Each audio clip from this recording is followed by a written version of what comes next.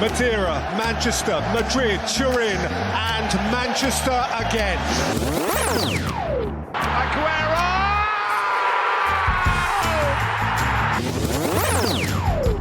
Goal for South Africa! Goal for all Africa! Roma have risen from their ruins!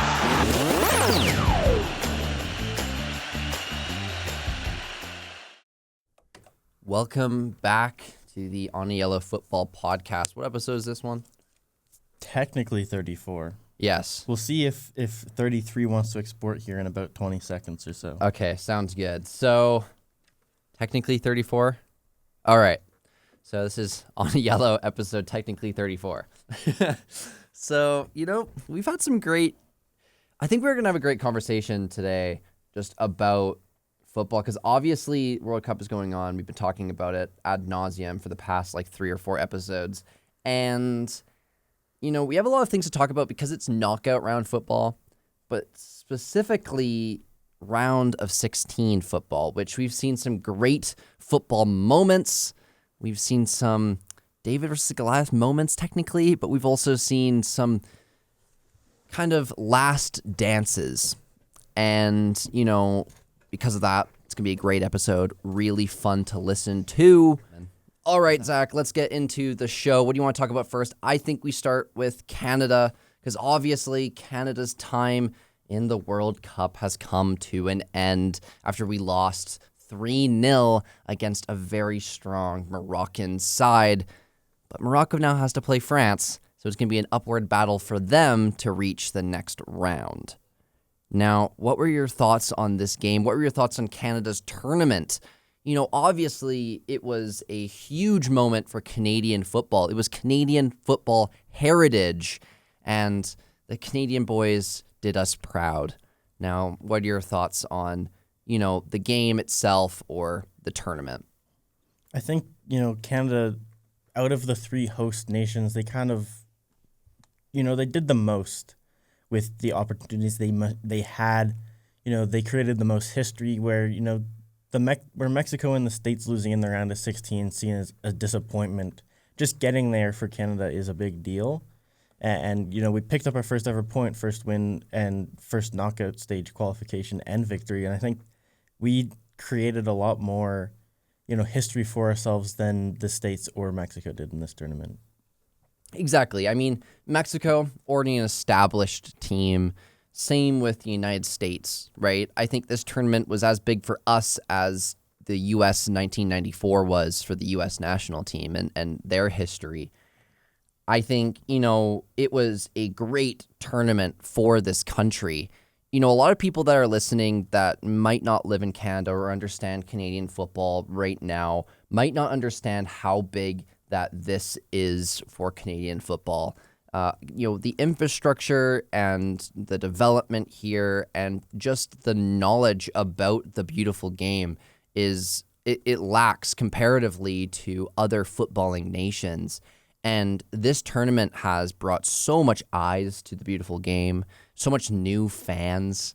It seems like we're one of the only teams in the whole entire world that has to teach people how to, what the game is like and invite people in, because so much people in this country have not really understood how big this tournament is, that, the Voyagers are kind of super fans of the Canadian national team, have been, bringing people in and teaching them the ropes of this game and really trying to grow their fan base and grow the fan base of the Canadian national team. And I think this tournament's really shown how good this game is at connecting people.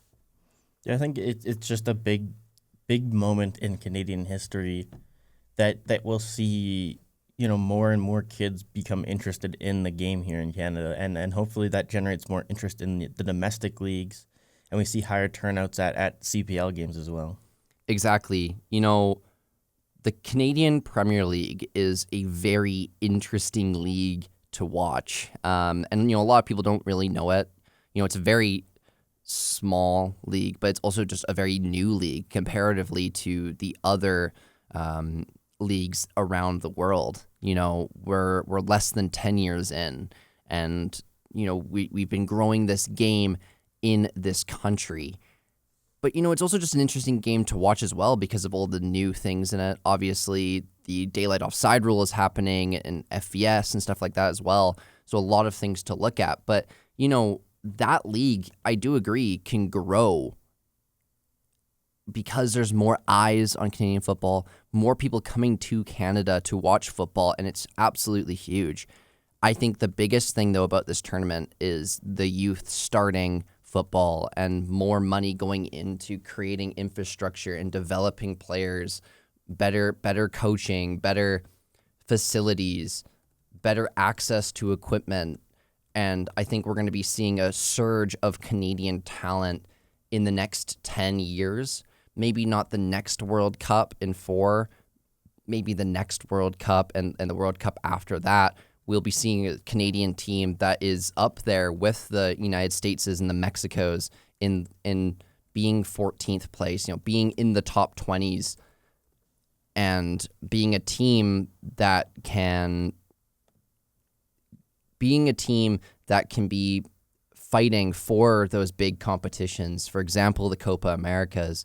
For example, getting past the round of 16 in the World Cup. And it is this tournament, a lot of people just can't grasp it, how important it is for Canadian football and growing this game that I've loved for all of my life and growing it to a broader set of people. Now, going to the game itself, I mean, we talked about, Canada played a really good first half. What were your thoughts on that? I think, the first half we kind of came out and surprised Morocco with, the play we were creating. And, we had a lot of chances in that game and you just couldn't really, I guess we couldn't capitalize properly on any of them. And I think that kind of was the sinking point of the game. We had so many chances in the first half and so many, prime scoring opportunities, and I weren't able to actually put the ball in the net in any capacity. And I think that ended up hurting our chances in the second half because Morocco had already kind of gone through the worst of it, I think, from Canada at that point. And we were becoming a little bit complacent and frustrated by not being able to put the ball in the net on any of our chances. And I think that just, gave Morocco even more opportunity to come out and dominate that second half. Yeah, I mean, we had the chances.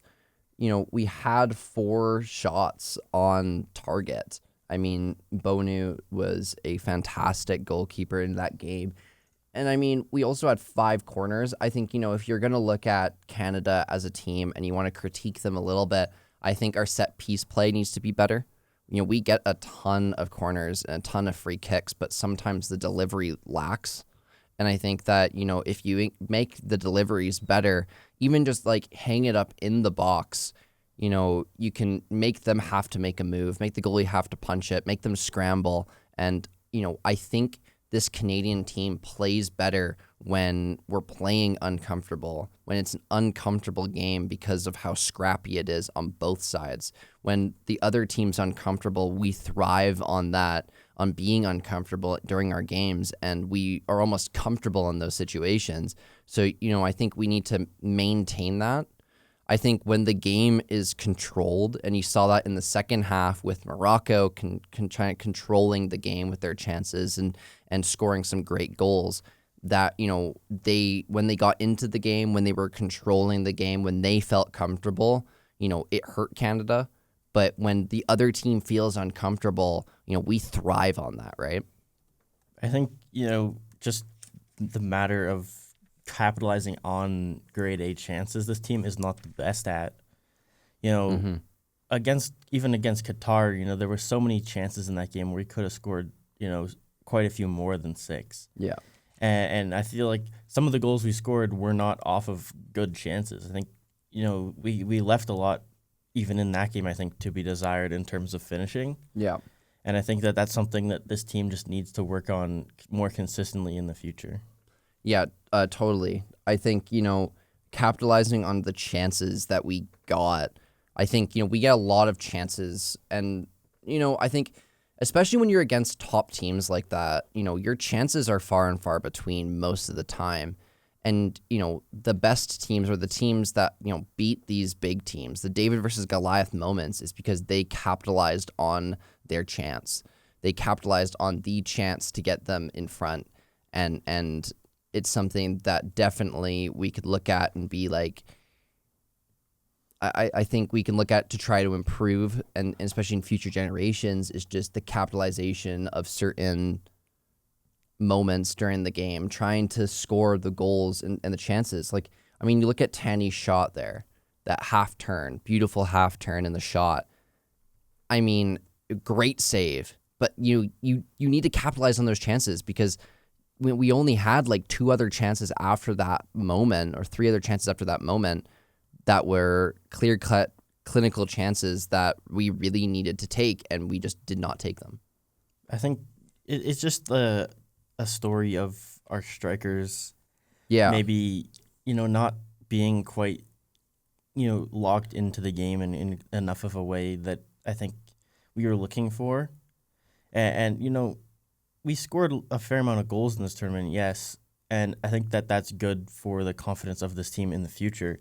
I would just like them to maybe be expanded upon and shared between the games, more than just having a bunch in one game and then kind of calling that good for the tournament. Yeah, exactly. We can look at this tournament is absolutely amazing for Canadian footballs, but there is something that needs to, we do need to improve. We do need to improve on certain aspects of our game. There's always room for improvement, and that's what the best teams do. The teams that are, dark horses in the tournament, you look at Norway, they've improved on the past that they've had. They've improved on these moments, and they've shown, with developing those really good players that, they haven't made the World Cup in a long time, but they're here to stay right now. And of course, they beat Brazil and moved on to play England in the quarterfinals of this World Cup finals. So I think it's just absolutely, it's something that, there's always room for improvement, right? I think, if we want to, move up from, the ranks of 30 into those top 20, top 15 conversations, it's just a matter of, the small things in our game becoming more refined. Yes. And just being, a little bit more, I'm not sure the word, but a little bit more of a competitive team in all aspects of the game. Yeah. I've noticed that with our team, when we play against the teams that are in that top 20 bracket and are, on paper better than us, we lose a lot in the midfield, and we don't dominate that midfield. And again, this goes to the same thing of, playing in uncomfortable situations to comfortable situations. When we're comfortable, the other team most likely feels uncomfortable, and that's part in dominating the midfield, or when it's scrappy, we have players that can control that ball and create chances when the ball is bobbling around and nobody can really maintain that possession. But when that team that we're against starts maintaining that possession, gets comfortable, you see the cracks in our system and in our players. I think against top teams, even against Morocco, our defense can get overrun a little bit. I think they can get themselves out of position. And as a result, a guy's open, like that one goal that they scored, a guy was open, shot it, slotted it past Crepeau. I just think that, there's certain things against those teams I think we need to be better at. Look at the best teams, the best kind of David teams in this David versus Goliath situation, right? You look at the Cap Verde teams, they played a very strong defensive game. And I don't think necessarily that we need to do that, but I think that we need to be a little bit better defensively, especially against the top teams, because, it's extremely deflating to have that goal scored on you, right? We saw it in the Switzerland game. When Switzerland scored the first goal, it was really deflating for our side because we had chances to score, and we didn't take them. I mean, I think that, we had a lot of resiliency in that Switzerland game, and I think we were just missing a bit of that resiliency in this game against Morocco. We didn't really have much after they scored that first goal, and I think we just kind of settled into the mindset of we're going to lose, and I don't think there was enough fight back from the team in that game. Yeah, I think, it's hard to say about like Canadian national team because obviously we want to see the best. We want to see our team win. We want to see all this stuff. But again, you also have to look at it from an outside lens and be like, this was such a successful tournament for Canada. 1986, we rolled in. We didn't even get a goal. We lost. I think we lost almost every game. But I'm not sure if we lost almost every game. Yeah, because we did. Did we lose every game? Lost every game. Didn't score a goal. Then you go into, a big break, right? Almost 40-year break. 2022 rolls in, right? So it was a 36-year break. 2022 rolls in, and we're ready for this tournament. And, we get our first ever goal, obviously, against Belgium. Huge team. We scored. And it's just a great thing to see. And then this tournament rolls in on home soil. And, we do kind of the unthinkable and the things that, not a lot of people were expecting. We wanted to get our first ever win. And we roll in. We beat, we tie against Bosnia. We win against Qatar 6-0. We played a really strong game against Switzerland. We roll into the round of 32, beat South Africa in that crazy dramatic game, move on into the round of 16, and we're now playing these strong teams that we just don't usually get time to play. And we played them really strong in that first half. We played with a lot of heart, a lot of determination. We couldn't get through to the finish line and win that game, but we have a lot of things to talk about success-wise. It's definitely in a very good tournament in terms of building on the past here. Yeah, totally. And just considering how Canada has been seen on the international stage prior to this tournament, I do think it's important that we got some results in this tournament and kind of gained a bit of respect from the rest of the footballing world. And I think you'll see more and more of that over time when, we play in some of these bigger tournaments again, hopefully the next Copa America and hopefully the next World Cup as well, and continue building on that success and building more and more for the future. Exactly. Like, it is a huge tournament, and a lot of people kind of underestimate how big this tournament is for Canadian football and a sport that isn't our main sport. It's massive. I mean, I do want to have you answer this question because I've kind of heard you talk about it before, but I just want to hear you talk about it on this podcast. And there's been rumblings of people, I think, they were just upset about the result in the Moroccan game, and they were saying that Jesse Marsch should get sacked or whatever. What's your opinion on that? I think people that have that opinion don't understand where this program was before Jesse Marsch. Yeah. And people that, it was not a great result against Morocco, but no one was expecting Canada to win that game. Yeah. And coming out after that game saying that he should be fired because he didn't win that game, I think just is typically from fans that, don't really follow this team. And they only followed it because it was the World Cup. And I think, just seeing, their team lose, they kind of have those rash emotions. And I think it's so obvious the passion that he has for this team, and the players obviously want to play for him. He's brought so many players over, switched nationality-wise, and just built a better foundation for the future here in general. And he's been more committed to this team than John Herdman ever was, in my opinion. Especially, John Herdman, considering all things, he had to cheat to win games. He used drones to cheat and win games, and I think that left a bad mark on Canadian football history. And Jesse Marsch has come in and kind of changed the view on the national team in general. Exactly. I don't think a lot of people understand, like you said, how much influence Jesse Marsh has had on this system, on Canadian football as a whole.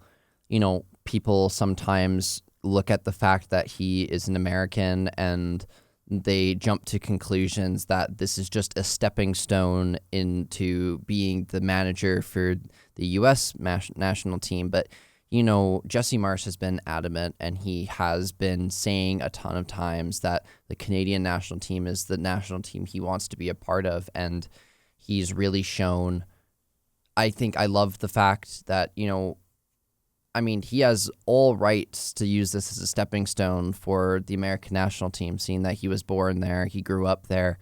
But the fact that he hasn't, and the fact that at least he will, use, and he will be in this tenure for as long as he can until they part ways, and then maybe he joins that team. But at least he's been adamant that he's not going to just leave this team if an opportunity rolls up. And I absolutely, commend him for that. It's huge for the game, but just the way that he's switched the mentality of our team, the way that he's speaking to our players, like when he's speaking to them saying, you're Canadian heroes now, look at the stands and stuff. He really and truly gets Canadian football. He gets where Canadian football is at. He gets where it needs to become. And he understands just how this game works in this country. And it's massive. The mentality switch, the play is completely different. And definitely the eyes on the Canadian game is in part because of how he's managed our team. And I just think that, in the future, I don't believe that Jesse Marsh is using this as a stepping stone. I don't think that would make sense, because it's not like the American job is significantly better than the Canadian job. No. Both teams got out in the round of 16. Sure, the U.S. system has a higher payment. Sure, they get more funding from the government and things like that. It's just that I don't think that the passion is quite as much there in terms of the fan base. I don't think they're quite as passionate as the Canadian fans are. And I just think that, as he said himself, his values align more with the Canadian national team than the American one. Mm-hmm. And he feels like he can connect to Canadians a little bit better than he can Americans maybe at this point. And he's still proud to be an American, obviously, is what he said. Just he feels like his values and beliefs are a little bit closely tied to the Canadian values and beliefs. And I think that can be seen with how much he puts into this team and how much he just kind of allows himself to become, so proud of what he's building here, even if it is the Canadian national team as an American. Yeah, I always find with the difference between the Canadian national team and the American national team, the United States national team, I think, the United States national team is viewed almost like a financial opportunity where, they grow these players, they have all this, but yet they like their hydration breaks during the games and stuff like that, and that the brand itself is a huge opportunity. The Canadian national team, I like the direction we're going, and more of we're building football in this country. The Canadian national team is more about the beautiful game and growing the beautiful game in our country than it is a financial opportunity.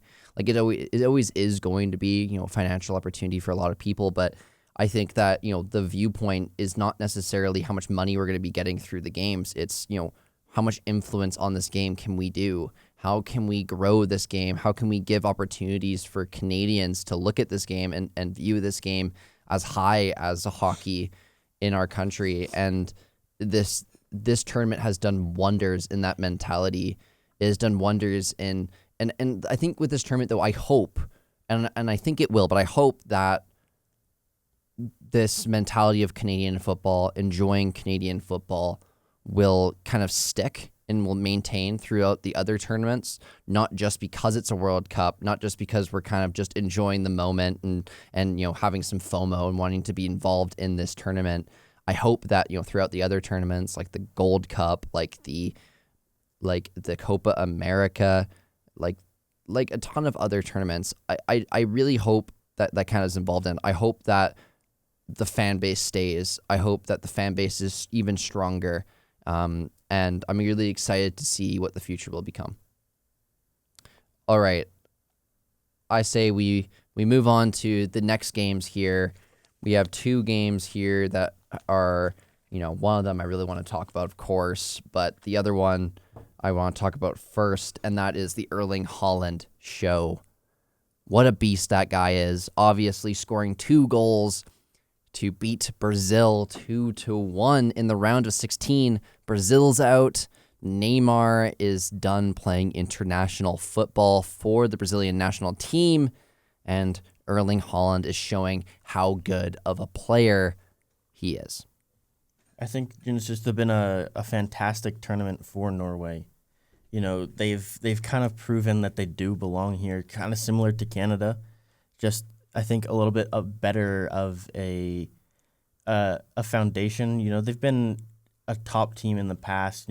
Back in the early to mid 90s, they were one of the best teams in the world. Mm-hmm. And I think you're kind of starting to see that happen again for Norway with, just they have the players to be one of the top teams in the world with Erling Haaland, with Odegaard.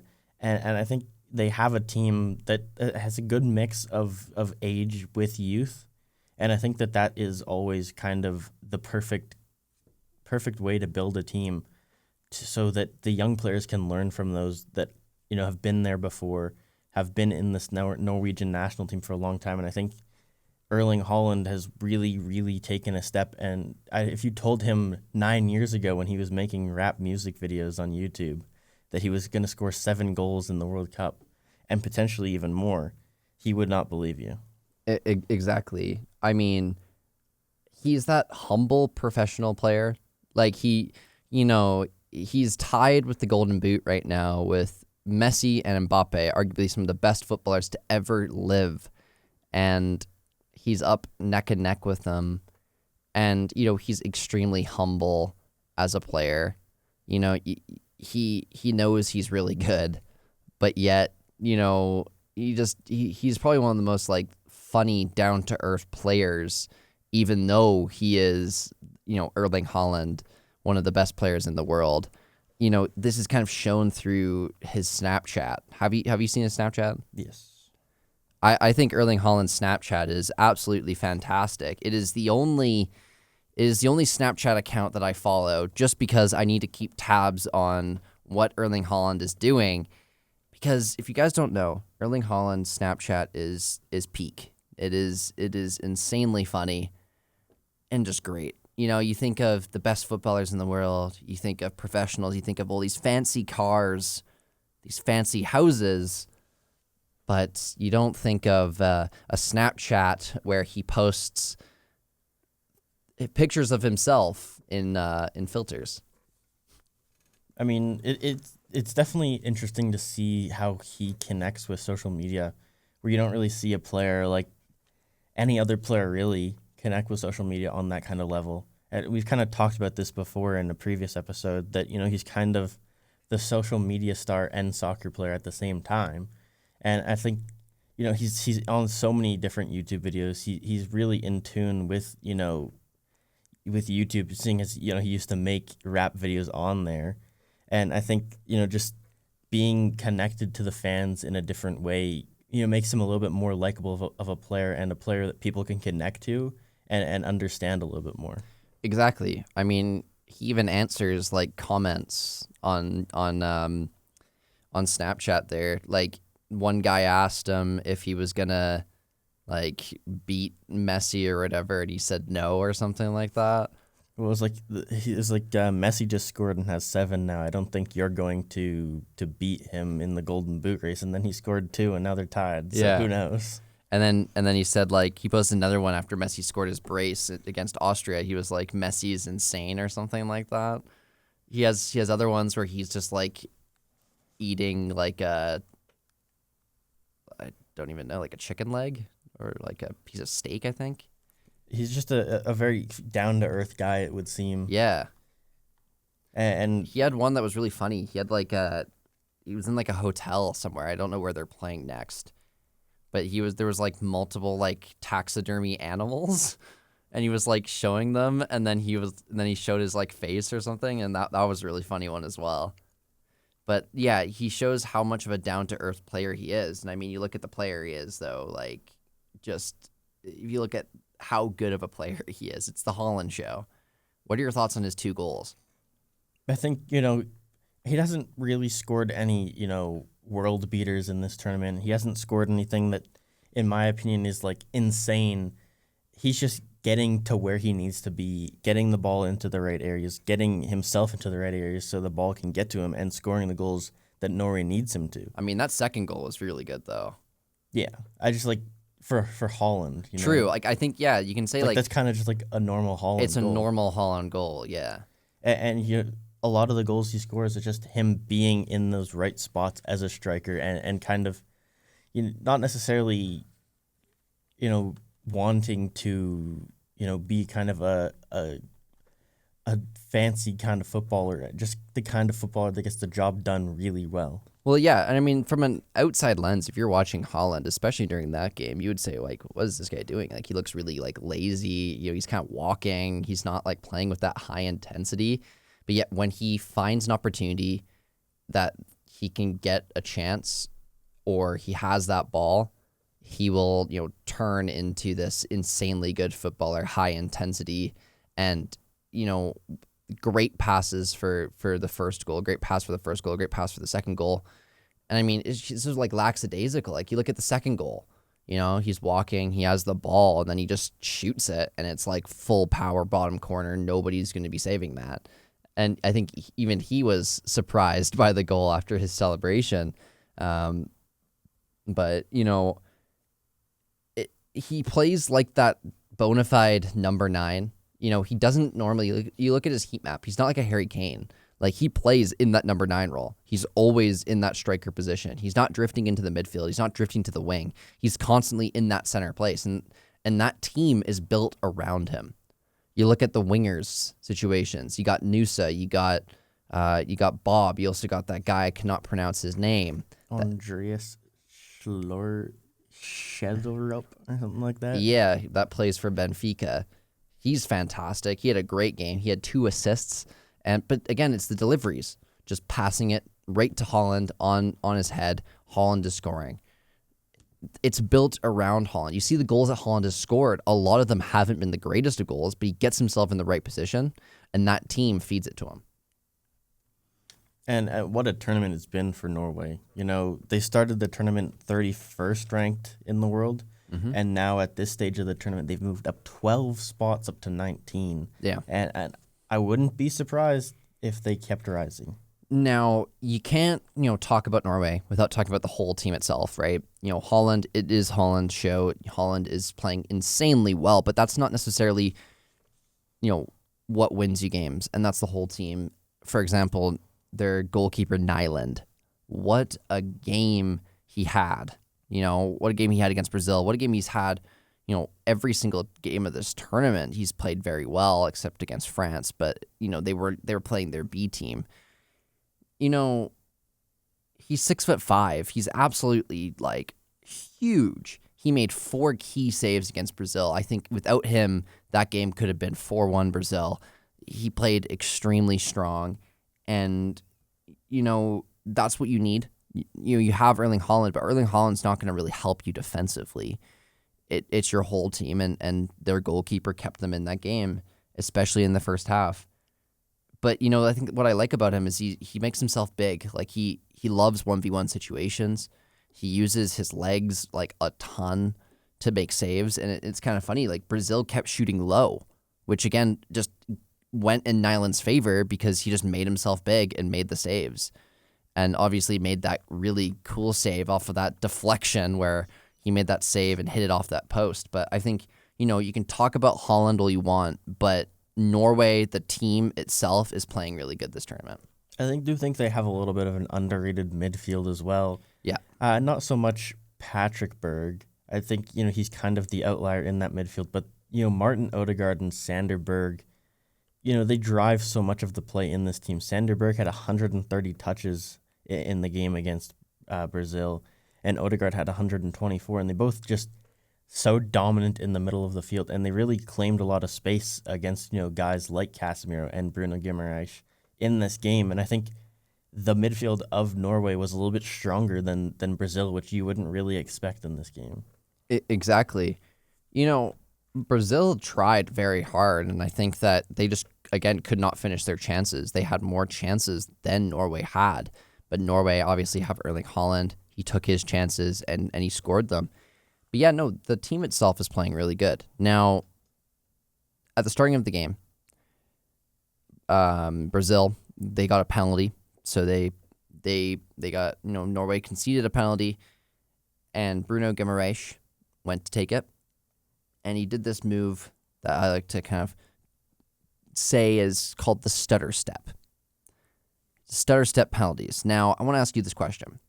Are stutter step penalties overrated? Because in my opinion, they are. Because every time I see a guy do a stutter step, he misses the net or the goalie does not bite and makes the save. Yeah, I feel like, especially in a lot of big games recently, we've seen players try to do the stutter step kind of move, and it hasn't worked. No. And I think, maybe there's something in there that the goalies are seeing that, when they do a stutter step, they're more likely to go to one side or something like that. And it results in either them making a save or the player doing the stutter step kind of getting in their own head a little bit and kind of skying it or sending it wide. Exactly. I was, looking at the penalties that have been scored, and I think only like one or two of them, I mean, in open play, like I'm not sure about the penalties themselves, but in open play, when they have a penalty, only like one or two of them was scored using a stutter step. Most of them were scored being very direct, knowing exactly where you're going to go before you even walk up to the ball, walk up to the dot, and they usually slot it in. But when they do that stutter step, it feels like a psychological thing. Like they do it and they clock off for a second, and then when they clock back in, the ball's already missed the net. It's like they do that, they do the stutter step, and then they lose. Like they start thinking about where they're gonna place it, where they're gonna, how they're gonna hit it, where they're gonna do all that stuff, where the goalie's moving. You're thinking too much, and once you start thinking too much, when you're trying to shoot a penalty, a lot of the time you're gonna miss it, or it's just gonna be a poor penalty that the goalkeeper can save, like the Bruno Guimaraes one. I don't know exactly why. We've seen some crazy run-ups in the past of football. Neymar's is kind of one of them where he does this big arc, obviously scoring his penalty when he got a chance. But also it's like you see the Paul Pogba, the tiptoes. I never really understand them. In my opinion, I just like the direct. You have it, you go up to the ball, minimal run-up, and you know exactly where you're going to go before. You see the best penalty takers, and a majority of them know exactly where they're going to hit it, and they just hit it, right? I think, if it works for the player, sure, go for it. It's just, I think, sometimes they try to be a little bit too fancy to try and throw the keeper off and end up throwing themselves off. Exactly. Now, Brazil as a team, what are your thoughts? Obviously, they got an exit they didn't want. I think, Brazil, they have a good team. I just think that they haven't been able to pick up results when they really matter. They can win games, sure. It's just when they play in these big games against, teams like Norway in the round of 16. And I think the other teams show up so much more prepared for these games against Brazil than Brazil shows up prepared for their opponents. And I think it has been seen year after year in the World Cup where Brazil is just kind of, exiting the tournament early for their liking. And I think, it doesn't really matter what coach they have. It seems to always kind of be the same, system that's kind of being played, same kind of result ended up in the tournament. I think I'm not sure where they have to go now to try and, become one of those World Cup favorites again. I just think that there has to be some sort of, deeper reset for this team. Yeah, it's a mentality thing. I think, with Neymar, announcing that he's possibly leaving, maybe that's a shift in a direction that they want, kind of removing the old guard, saying thank you for what you've done for this national team and growing this game and being such a fantastic footballer, one of the greatest of all time. but maybe now we're switching to a mentality shift, getting new players coming in. I think I agree. It's a mentality thing. Obviously, when you're the best nation of all time in the World Cup, you have the most World Cups out of any team in 5. There's a big pressure thing that goes on with these players, and I don't think the players that they have right now can play with that pressure of playing under the banner of the Brazilian national team with all the great players that have played on the team, from Pelé to Ronaldinho to R9. And I just think that, it's a mentality thing. They haven't gone to the place that they've wanted to. Obviously, you look at 2010 losing in, I believe, the semifinals to a Dutch side that, they were the favorites to beat them. Brazil were the favorites to beat that Dutch side, and they didn't. And you look at 2014, obviously losing 7-1 on home soil with a new manager to Germany, which was one of the biggest upsets in World Cup history.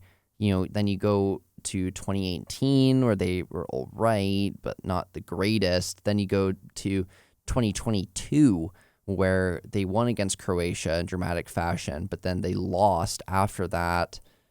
And then, you go to this World Cup losing against Norway in knockout stages. It's another knockout loss that they're finding. And I don't know exactly what they need to do. I just think definitely it's a new wave for Brazil right now. You look at Brazil in the past, you think of big teams like Real Madrid. You think of teams that are fighting for, Champions League, fighting for all this stuff. And then you go into these teams now where you have players playing for Newcastle, for Notts Forest, where you're in a different era of this team and the team is not as good as it used to be, but the expectations are still as high as they were when they were fighting for World Cups year in and year out. Player-wise, on the Brazil team, I thought Endrick, although he didn't get a great amount of playing time, nor did he, score, I thought he had a great game against Norway in the fact he changed the mentality of that team and the momentum. He made those positive runs on a team that was kind of deflated, and he went to try to get that goal for his team, and he was very close, but they just could not, get it over the edge. All right, now next game right after that, it got delayed for a thunderstorm, and a lot of people were wearing their rain ponchos because the rain was kind of falling pretty hard there. And, after it was played, and it was played at 3 o'clock in the morning, kickoff time for England time. And that, of course, is England versus Mexico. I could not imagine how some of those English fans woke up after probably didn't wake up because the game, I think, ended at 6 a.m. So went straight to their work, to their job. I wonder how they were feeling all day. Now, what a game. I mean, I want to know your thoughts. Definitely, I would say Mexico could have gotten a victory and they could still be in this tournament. What's your thoughts? I don't think Mexico took their chances well after, Kwanzaa's red card. Yeah. I think, after, right at the end of the game maybe, when they were just kind of spamming balls into the box, but then they weren't really creating anything dangerous in Totally. any way. And I think, they kind of got lucky by getting a penalty to make it a 1-goal difference again, because that allowed them to kind of, try and push again at the end. And they didn't need to score 2 from open play.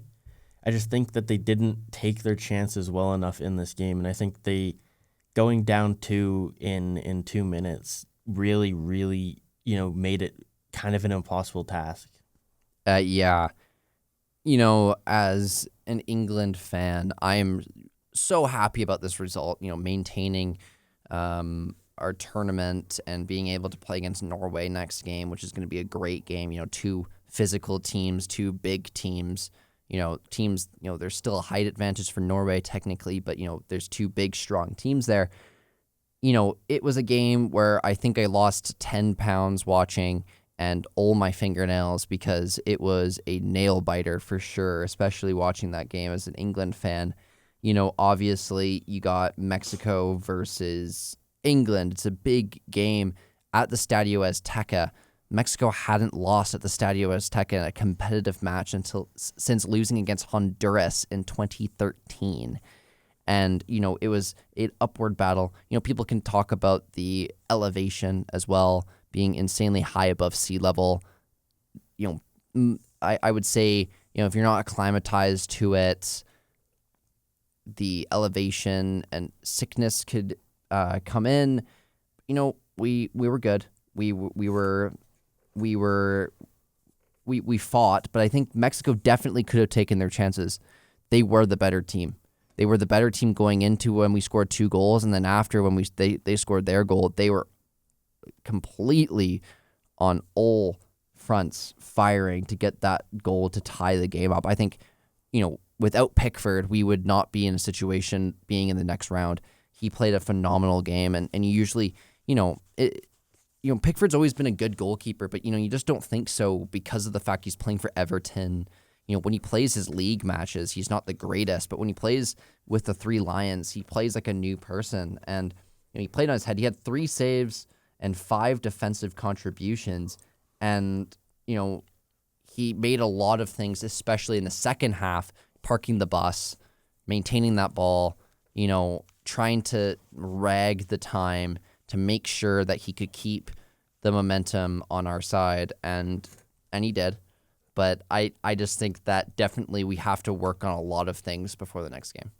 My take on the altitude issue, that was brought up by England fans, I think it's a little bit more of an issue when the teams are a little bit closer in skill level. Yeah. But England, they're one of the best teams in the world. We're 3rd in the world right now? For 3rd or 4th, I'm not really Yeah. sure.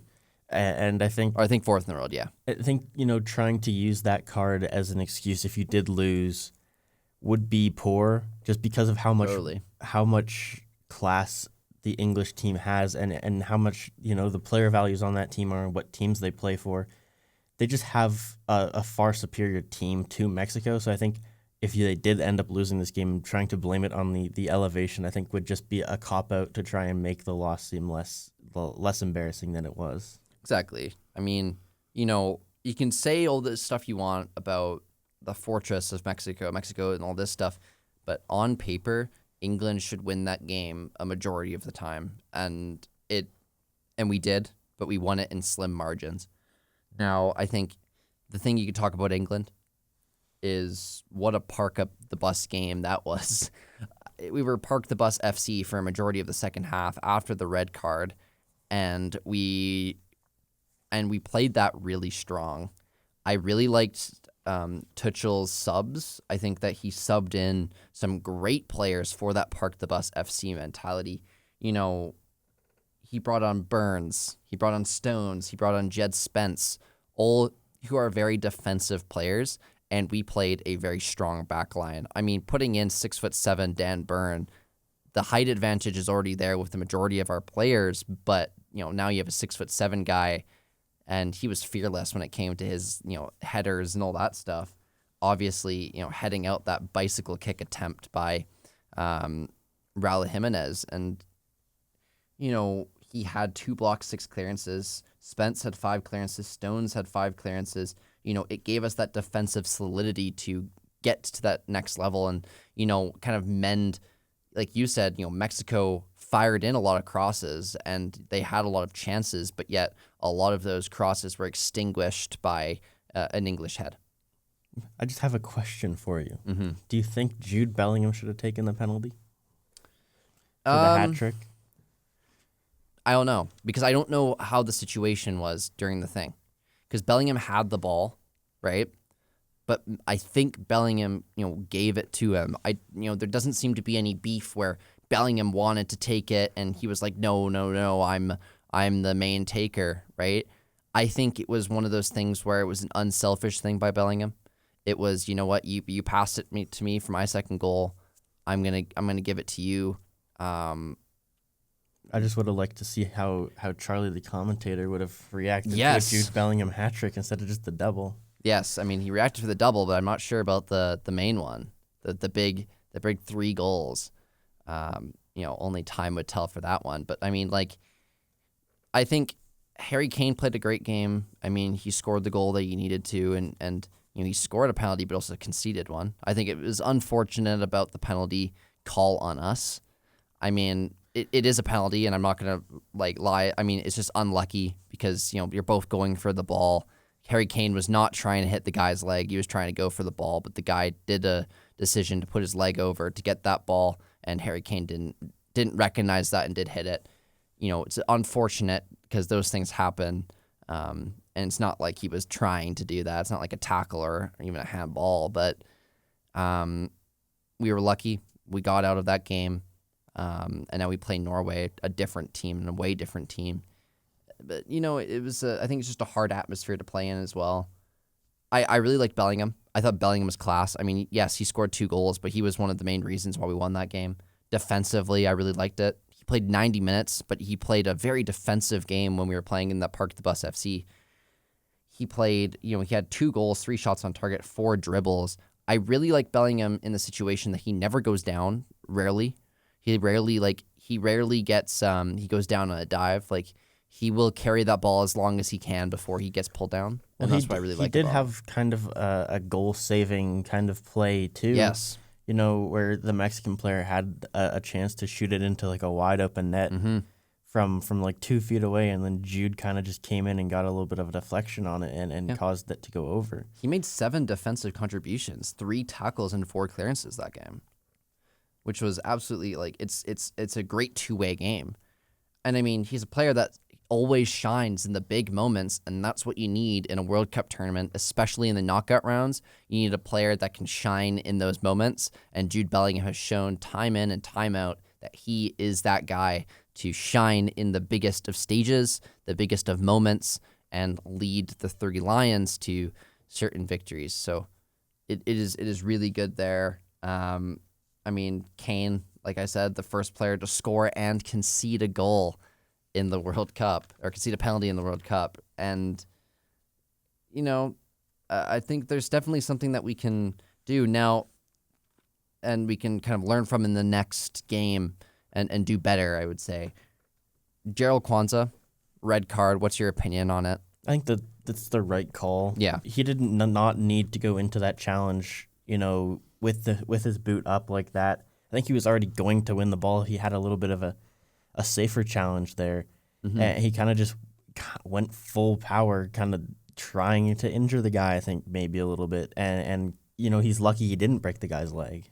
Yeah, it's one of those things. It's like, some people were debating saying, oh, he got the ball, he was going for it. But I'm like, it's the follow through that matters more. When I looked at that, I'm like, when they were like, saying a possible red card, and I'm like, he's going to call it. He went to the VAR to check, and it's like, yeah, that's a penalty, or that's a red card rather. It's like you said, it's something that's like obnoxious. Like, you don't need to do that. It was just an unnecessary amount of power in the tackle, and just the way that his studs were up and went straight into the guy's leg. He was lucky he didn't injure the player. That's what I mean. Like that's a leg breaking tackle. If he slid with not studs up, and he like scooped the ball, for example, or just hit it, it wouldn't have been a penalty, or wouldn't have been a red card. But the fact that he drove exactly with his boot, with his studs up on that guy's ankle, like, yeah, he got the ball, but it's excessive force. It's always going to be a foul, and it's most likely going to be a red card. There's been a lot of red cards that a lot of people would argue, but this one was one that you just can't. It was the same thing with the penalty call. The same thing with the penalty call on both sides. Now, some people are saying, like, the Mexican goalkeeper was a bit unlucky for that one. What's your thoughts on that, to give England the penalty? I just think, again, kind of an unnecessary move by the player. I just don't think he needed to, kind of rush out and try and make that play. It seemed unnecessary at the time, again. And I think, that really, really ruined, the plans of Mexico. Because for the next, I don't know how long it was, between like 9 minutes or so, they were trying to score, and they just couldn't do anything. And I think going down two, when it just made it, they got the one back, and then going down two again just kind of really was a big thorn in the side of all the Mexican players, and drew out a lot of energy. Well, yeah, like he can't, like as a goalkeeper, he didn't get a red card because it was he was going for the ball. Some people were saying it was a red card, but no, like he was going for the ball. It was legitimate going for the ball. It wasn't like he just took the guy out, took his legs out, which is a red card. But it is a penalty. He missed the ball, and he took Gordon's legs out. Now, one guy, the guy that conceded the penalty, Anthony Gordon, I thought had a fantastic game. There's been a kind of a debate on who should start on that left wing position, Rashford or Gordon. I think Gordon has deserved that spot ever since he lost it to Rashford, because every time he's been on, he's shown this intensity that I really like. He's kind of full stop, go, go, go, but he's been really good at getting the ball to Kane and getting the ball into areas that Kane can get. I think the reason that Tuchel's putting him in there is he's better passing ability than a Rashford, and he plays at that heart. And obviously Barcelona saw something in him to sign him. Now, I just think he's had a great game, a great tournament so far, and something that he should be the guy starting. What's your thoughts on that? I do think, he's proven that he does deserve the starting spot. Mm-hmm. Yeah, I think it'd be good to see him get some sort of goal contribution. Yeah. But other than that, I think, he's creating a lot of chances and becoming a bit of a problem for other teams.